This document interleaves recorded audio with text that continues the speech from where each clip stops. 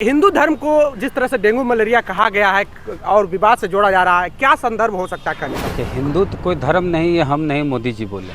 जो हिंदू धर्म है और हिंदू धर्म को मानने वाले लोग हैं वो इस देश के बीमार लोग हैं और उनकी बीमारी दूसरे भारतीयों के लिए खतरा बन सकती है। चीफ मिनिस्टर का बेटा है और खुद मंत्री है और बोल दिया है कि हम बोल दिए हैं तो बोल दिए हैं और पीछे हटने वाले नहीं। इस देश के किसी भी व्यक्ति को कहता है मैं 10 करोड़ दूंगा, आप ये अपराध कर दो, ठीक है, कानून में है, संविधान में है कि धार्मिक भावना आहत हुई तो एक FIR कर दीजिए।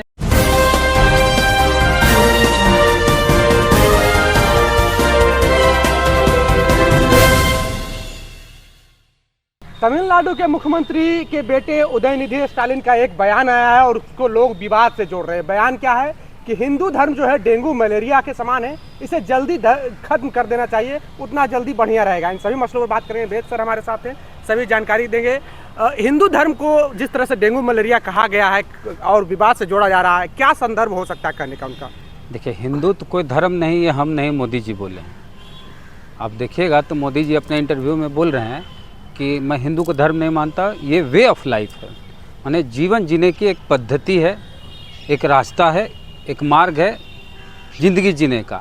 और जहाँ तक MK स्टालिन के बेटे हैं, उदयनिधि स्टालिन नाम है ना उनका, वो जो बोले हैं कि सनातन के बारे में उन्होंने चर्चा की, सनातन धर्म को रोग बीमारी से जोड़े हैं और ख़त्म कर देना चाहिए।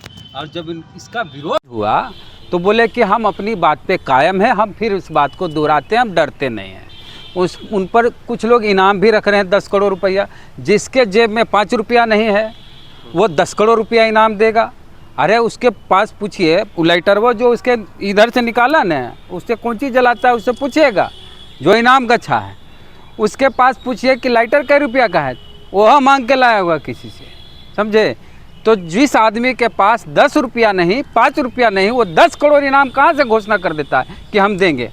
और काहे किसी को उकसाता है अपराध करने के लिए? अपने जाए, उसका बाल बच्चा, पोता पोती, नाती नातनी, नए भतीजा तो होगा, भांजा होगा, उसका बिरादरी का होगा कोई, उसको भेजे। इस देश के किसी भी व्यक्ति को कहता है मैं 10 करोड़ दूंगा, आप ये अपराध कर दो, आप कलम करके ला दो इसके सर को। और वो उदयनिधि स्टालिन के बारे में चीफ मिनिस्टर का बेटा है और खुद मंत्री है और बोल दिया है कि हम बोल दिए हैं तो बोल दिए हैं और पीछे हटने वाले नहीं हैं। अब इस चीज़ को हम जोड़ते हैं बाबा साहब अम्बेडकर से।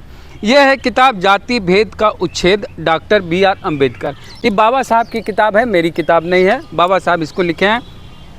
इसका अंग्रेजी में जो किताब बाबा साहब लिखे थे उसका नाम है एनिहिलेशन ऑफ कास्ट। और इसमें बाबा साहब अपने इस किताब में भूमिका में ही बाबा साहब लिखते हैं, देखिए ये लिखे हैं, नई दिल्ली, यहाँ लिखा हुआ दिसंबर 1937। 1937 में बाबा साहब अम्बेडकर लिखते हैं कि मैं अपने को संतुष्ट समझूंगा अगर मैं हिंदुओं को यह एहसास करा सका कि वे भारत के बीमार लोग हैं और उनकी बीमारी अन्य भारतीयों के स्वास्थ्य और खुशी के लिए खतरा बन सकती है। तो मतलब बाबा साहब ही इस चीज़ को बोले थे कि जो हिंदू धर्म है और हिंदू धर्म को मानने वाले लोग हैं वो इस देश के बीमार लोग हैं। ये हमने करें, बाबा साहब करें, हमको कुछ नहीं बोलिए।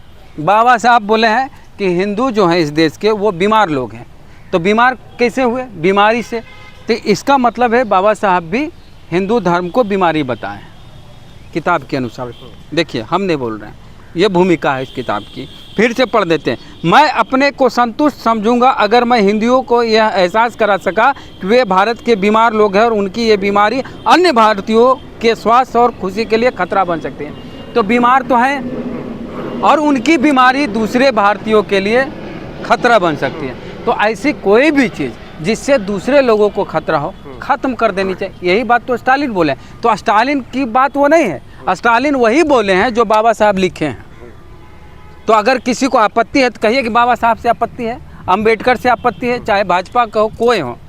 तो स्टालिन तो वही बोले हैं जो यहाँ लिखा हुआ है बाबा साहब की किताब में, जाति भेद का उच्छेद, बहुत पॉपुलर किताब है, एनिहिलेशन ऑफ कास्ट। पर सर एक सवाल ये है कि संविधान में भी जातीय, अगर धर्म की बात की जाए तो धर्म के संरक्षण की भी विवेचना की गई है, उनको मानने वाले लोगों को उनकी धार्मिक भावना को आहत ना हो, इसका भी उल्लेख किया गया है। तो धार्मिक भावना इससे कहाँ खतरे में आ गई? ये सब चर्चा का विषय है। अगर कोई कह देता है कि संविधान बदल देंगे तो उसको जेल में डाल देते हैं क्या? उसका विचार है कि ये संविधान नहीं सही है, कोई और संविधान होना चाहिए। अभी नरेंद्र मोदी के जो पीएमओ के जो आर्थिक सलाहकार समिति के अध्यक्ष हैं विवेक देबराय, उन्होंने कहा कि संविधान बदलने की ज़रूरत है। आप जाइए वहाँ, तेलंगाना के मुख्यमंत्री केसीआर बोले हैं कि संविधान को फिर से लिखने की ज़रूरत है। तो ये मेरा विचार है, हम अपनी बात कहें तो इससे भावना कैसे आहत हो जाएगी? आप उसके काउंटर में विचार तब खत्म हो जाएगा, वैचारिक लड़ाई मतलब विचारों का आदान प्रदान ही खत्म हो जाएगा, तो नए विचार कहाँ से आएंगे?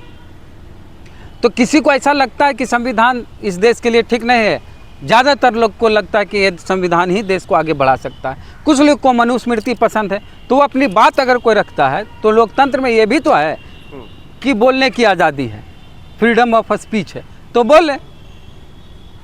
अगर आपको आपत्ति तो जाके FIR करिए, ठीक है, कानून में है, संविधान में है कि धार्मिक भावना आहत हुई तो एक FIR कर दीजिए। एहन कर सकते हैं जी कि 10 करोड़ का इनाम रखिएगा। बीजेपी के नेता जो लोग हैं वो लोग कह रहे हैं कि ये लोग महाराष्ट्र में मीटिंग किए हैं और ये लोग सनातन को बर्बाद करना चाहते हैं, इसलिए ये लोग सोची समझी राजनीति कर रहे हैं और हिंदू धर्म पे टीका टिप्पणी कर रहे हैं। अच्छा, किसी एक व्यक्ति के कहने से अगर कोई धर्म खत्म हो जाता है तो वो धर्म है जी। अगर कोई एक व्यक्ति बोल दिया कि ये धर्म खत्म हो जाए और उसके कहने से खत्म हो जाएगा, तो फिर कहाँ 33 करोड़ देवी देवता की ताकत? व्यक्ति थोड़ी ना, वो तो व्यक्ति विशेष है, मंत्री है। हाँ भाई, मंत्री हैं, कितनों मंत्री, प्रधानमंत्री हो जाएगा, भगवान से ऊपर हो जाएगा। अगर आप भगवान में आस्था विश्वास रखते हैं तो 33 करोड़ भगवान देवी देवता हैं, तो स्टालिन को तो ऐसे ही पाप लगेगा, भस्म हो जाएंगे। हाँ, कल FIR करे भी क्या ज़रूरत, मंत्र फूंक दीजिए, भस्म हो जाएंगे। और हम अपने तरफ से जो बात, अभी तक तो स्टालिन और बाबा साहब की बात की है, मैं अपने तरफ से जो बात कहता हूँ कि कोई भी ऐसा धर्म जो अपने ही धर्म के लोगों के साथ भेदभाव करे, उसको छोटा बताए, नीच बताए, महिलाओं का अपमान करे, अछूत बताए, ऐसा कोई भी धर्म नहीं होना चाहिए। उनका तर्क होता है कि हम कर्म के हिसाब से यहाँ पे हिंदू धर्म में श्रेष्ठ बताया गया है, ना कि जाति के हिसाब से। तो आज तक बताइए कि कोई भी ब्राह्मण कर्म के गंदा कर्म किया, कुकर्म किया, उसके बाद उसका शूद्र बन गया हो? एक आध उदाहरण बताइए। अरे एक उदाहरण बताइए जिसमें कोई ब्राह्मण गलत काम किया हो और वो शूद्र बन गया हो। यानी कि कर्म से एक सुनिए ना, इंद्र ने गलत काम किया कि नहीं? ऋषि मुनि की पत्नी के साथ, अहिल्या नाम था, उसके साथ गलत किए, इंद्र को शूद्र बनाए। रावण को आज भी कहता है कि ब्राह्मण था, तो रावण तो कुकर्म किए थे, तो उनको उस शूद्र काहे ने बनाए? 10 वेद के ज्ञाता भी तो थे। नहीं तो कोई हो, ब्राह्मण हो, ज्ञाता हो, लेकिन अगर उसका कर्म गलत होगा तो शूद्र होगा, कर्म के आधार पर भैया। तो अगर किसी शूद्र के घर में कोई बच्चा पैदा हुआ तो उसको स्कूल जाने नहीं देना है, तो शूद्र को ब्राह्मण बनने का अवसर कहाँ से मिलेगा? ये तो संविधान की वजह से मिला। तो बच्चा पैदा हुआ ही और उसको शूद्र बना दिए और कहे कि जन्म के आधार पर नहीं, कर्म के आधार पर, तो कैसे हुआ? वो पैदा हुआ, उसको आप बोले कि अरे फलाना का बेटा ये तो शूद्र है, शूद्र का बेटा। तो जब उसको मौका ही नहीं मिला आगे पढ़ने का, बढ़ने का, लड़ने का, तो फिर ब्राह्मण क्षत्रिय कैसे बनेगा वो?